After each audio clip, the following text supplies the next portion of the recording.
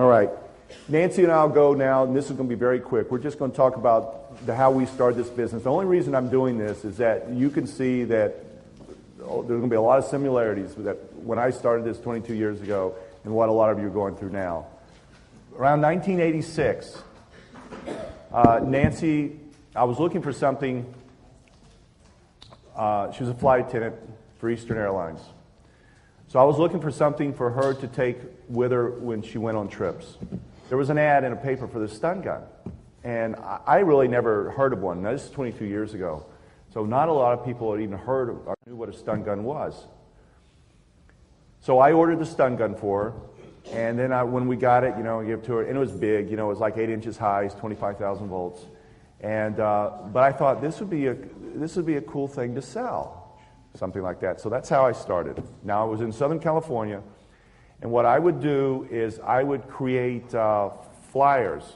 And back then we didn't have everything we have now. So I would, have to go and they're all black and white because I couldn't afford any color. And it'd have the picture of the stun gun on it. And it was sort of muddied out, because there was no picture taken of it. I think it was actually put down on something and copied.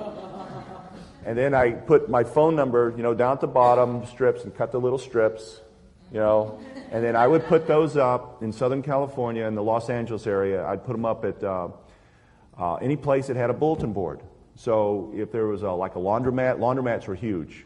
Big part of my business, laundromats. But back then, grocery stores would have bulletin boards, where they have community announcements and all, and I'd stick the flyer up there with my phone number.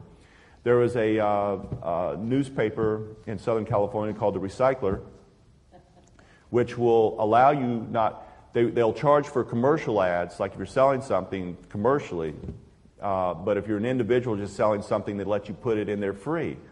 So I was like an individual selling a stun gun, a stun gun. Of course, I kept that ad running forever. And then people would call, and I would usually go meet them wherever they were, like their home or something, because I didn't have an office or anything. In fact, I had just a little rented place. I think around 1988, I was really hurting financially.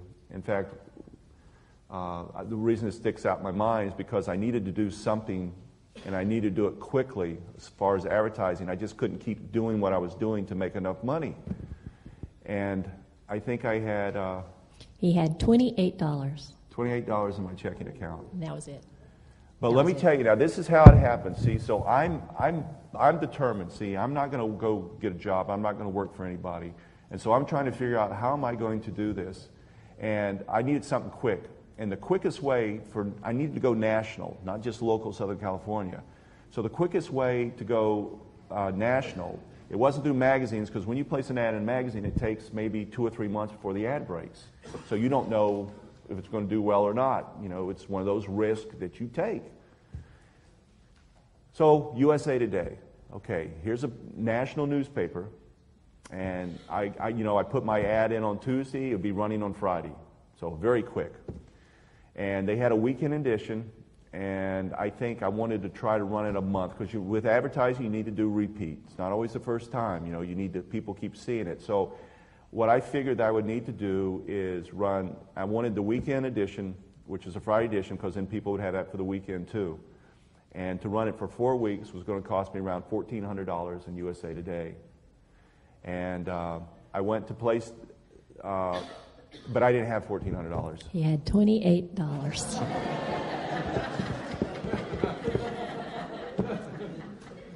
So, what I'm going to tell you now is an example of how the universe decides to help a very determined person. Right after all this, I get the quotes, and I don't know how soon, but it was very soon after this. In the mail, I get an unsolicited, in other words, I didn't have any credit, so I obviously didn't apply for credit cards, but I get an unsolicited Discover card with a credit limit of $1,500. I had to go down to Sears 3 days in a row because they wouldn't give me a cash advance all at once. I could only get $500 a day. So I will go down to Sears with Discover card, I get $500 out, go down the next day, $500, and I get the money. I get a money order. I send it to USA Today with the ad. In California, our house, where we rented, it had a long kind of curved driveway, and the mailbox was at the end of the driveway.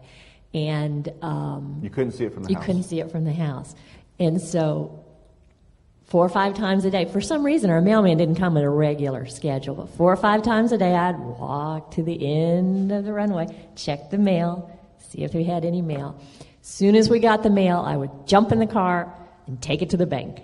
I don't care if it was, $30. Which it was a lot. Sometimes it was. And I would rush it to the bank and get it there before 5 to try and cover the checks for tomorrow. And every day, it was just like whatever came, we rushed it in. Several times a day, I'd make that trek, and I could see the little the little flag on the box, and as I'd get around that curve, if it was up, I'd go running. I realized the other day that I was actually green before it became trendy, because when we first started, we didn't buy boxes or anything. That was just an unnecessary expense. So I tracked down boxes. So dumpster diving. I have been in so many dumpsters. And what are you willing to do? I even have my pet dumpster. I had one dumpster I really liked. It was outside a craft store, and they had the best boxes. They smelled so good. They had candle boxes. Oh, I love that store. And I would stand behind the guy at the grocery store as he was stocking shelves, and I would wait. And I would say, I want that box when you're done. And I think I still have a little residual left over from that, because every now and then, I'll see a really good box on the side of the road, and I'll like, ooh, that's a good box. I should, I could get that box. But I did that until we finally got to the point where we could actually afford to buy boxes. Then there was a time when, it always goes bad. There's always something. And so someone suggested what? I'm going to go get a new job.